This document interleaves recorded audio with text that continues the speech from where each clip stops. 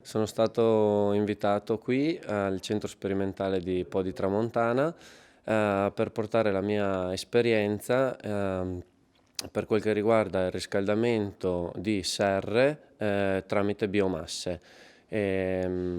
Utilizziamo quindi appunto legno cippato per far funzionare questa centrale termica per poter riscaldare serre e poter garantire a queste produzioni il regolare sviluppo anche nel periodo invernale.